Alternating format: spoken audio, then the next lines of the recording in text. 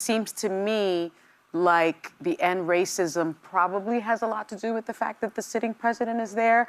And I don't know what everyone at this table thinks, but I don't think racism is over. Like after the NFL decided to edit their end racism slogan in the end zone for Sunday's game, now it's going to read choose love. The NFL says it has nothing to do with the new president attending. What do you think of this rewrite? I think this a little One thing, and I would have even actually not give her any is she said, well, like, I guess that's just what they did back then. Yeah. She should have followed that up with saying something along the lines of, and I understand that that's a departure from the way I've talked about this before. That was like, to me, the one thing that was missing. Here.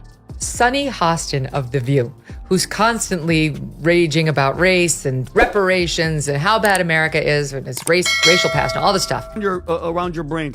That's bigger than the mafia. Hostin and her husband, Dr. Emmanuel Hostin, are preparing for a legal battle to fight accusations that he committed federal insurance fraud. Of Latino men actually voting more for him, and you have and black men was not the story. We're not the story here because they voted almost 80% for the vice president. Right. So why do you think that uneducated white women voted against their reproductive health freedoms, and why do you think Latino men voted in favor of someone that's going to deport, says he's going to deport the majority of his community? Things are getting messy, folks. And to be honest, it's quite ridiculous. The NFL just swapped out the words end racism for choose love in their Super Bowl end zones, and leftists are losing their minds. Some say it's a step towards unity, and others think it's the league quietly backing away from social justice messages, especially with the sitting president showing up at the game. Coincidence? Maybe. Maybe not. And just when you thought the drama couldn't get more heated up, Sunny Hostin started making headlines again because of what she said on The View. Her husband is already facing serious fraud accusations, and she's not taking that lightly either. She's firing back, calling it a hit job, and threatening to sue right back. So, what's really going on here? Is the NFL trying to dodge controversy? Denied the allegations via a statement through his lawyer, telling Daily Mail that his client, quote, denies each and every allegation and that the lawsuit is a blanket scattershot. Or are they just tired of the backlash? What did Sunny say that made the drama worse? Could this lawsuit against her husband actually come back to hurt her career? Let's get into it. For the past few years, the NFL has displayed the phrase end racism in the end zones of its fields during games, including the Super Bowl. However, for the 2025 season, the league has replaced it with choose love. According to the NFL, this change was made to promote a message of unity and inclusivity. The league has not directly linked the decision to any political event, but the timing has drawn attention, particularly with the president attending the upcoming Super Bowl.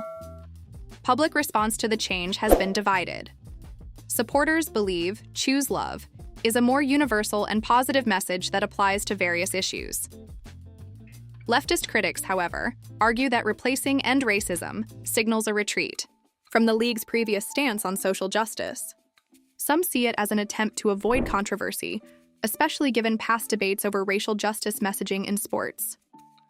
The NFL has yet to address these concerns directly, but the change raises questions about the league's long-term approach to social and political messaging.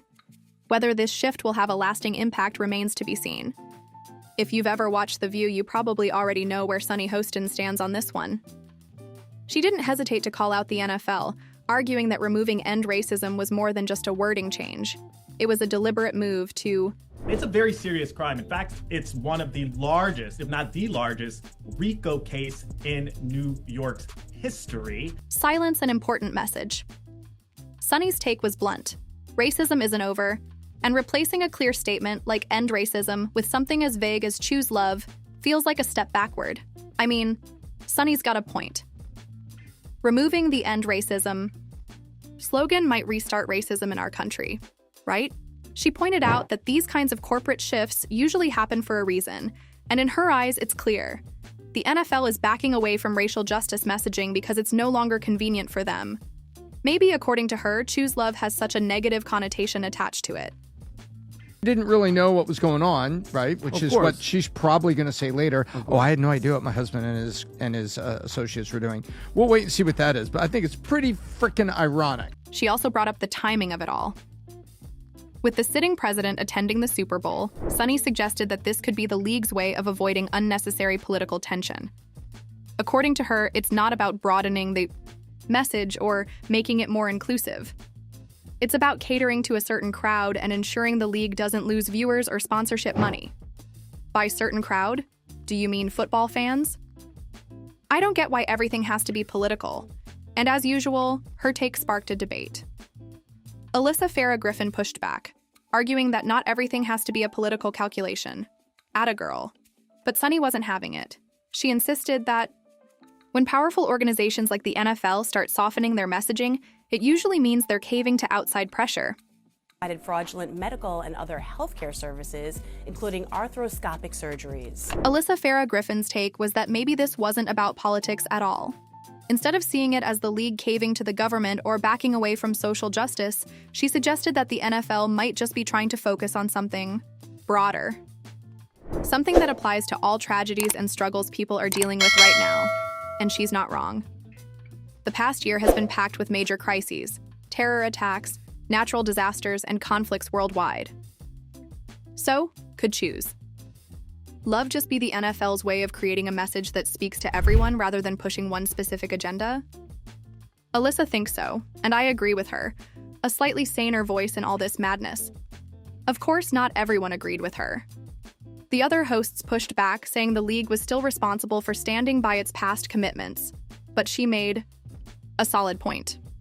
Sometimes a change isn't always about making a political statement. Sometimes it's just about trying to keep things from becoming too political in the first place. As expected, the reactions to all of this have been loud. On one side, you've got people saying the NFL made the right call, arguing that football should be about the game, not political messaging.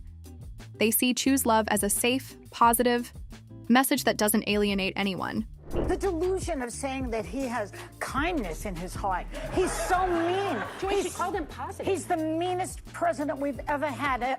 And I was around when Nixon was here. Then there's the other side. The people calling this a clear step backward. They argue that replacing end racism sends a message, even if the league won't admit it. To them, it looks like the NFL is caving under pressure, trying to keep certain fans happy while quietly backing away from the statements they made just a few years ago. And of course, the timing isn't helping. With the new president in the audience, a lot of people are speculating that this was the NFL's way of avoiding any unnecessary controversy. The league insists that's not the case, but let's be real.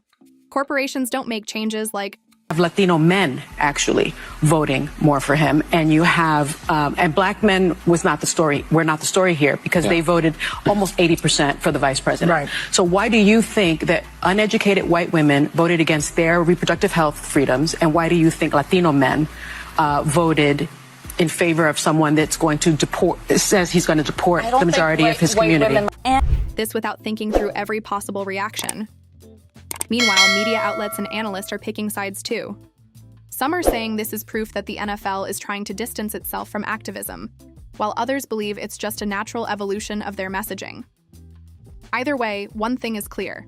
This wasn't just a simple design change. It was a calculated move, and the league had to know the reaction would be explosive. But does any of this actually matter in the long run? Will the NFL face any real consequences for this decision? Or is this just another controversy that'll fade as soon as the next big game kicks off?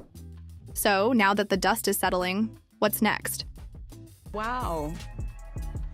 I'm a little bit in shock. I just always thought of myself as Puerto Rican, half Puerto Rican. I didn't think I was, my family was originally from Spain and slaveholders. Yeah.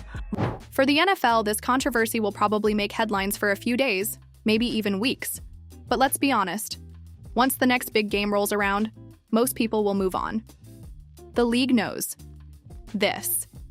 They've dealt with backlash before, and they're betting that fans will keep watching no matter what's painted in the end zone.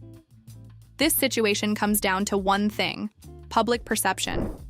The NFL is trying to keep everyone happy without taking a firm stance. However, one thing is certain: the public perception is not in Sunny's favor.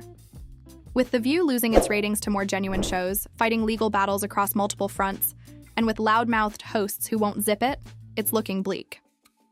What do you think? Did the NFL make the right call, or are they just playing it safe?